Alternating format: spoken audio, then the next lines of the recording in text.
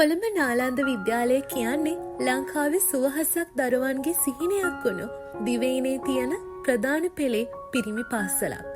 පාසලේ නමට දැවැන්ත කළු පැල්ලමක් එක් කරන සිදුවීමක් පසුගිය දිනක වාර්තා වෙලා තිබුණා.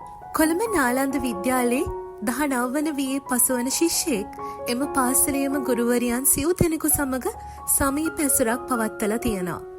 අදාළ ගුරුවරියන්ගේ ස්වාමි පුරුෂයන්ට හොරෙන් ගුරුවරියන් සමග නිරුවත් වීඩියෝ ඇමතුම් ලබාගෙන ඇති මේ සිසුවා ඒ විද්‍යාලයේ වර්තමාන ඒ කියන්නේ 2025-2026 ප්‍රධාන ශිෂ්‍ය නායක බවටද වාර්තා වෙනවා.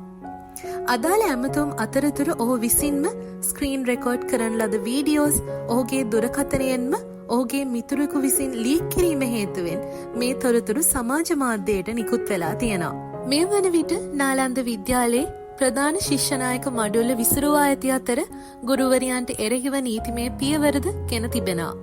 අදාළ ගුරුවරියන් මුදල් වෙනුවෙන් මේ සිසුවා සමග ඇසුර පවත්වන්නට ඇති බවට මේ වන විට සැක කෙරෙනවා.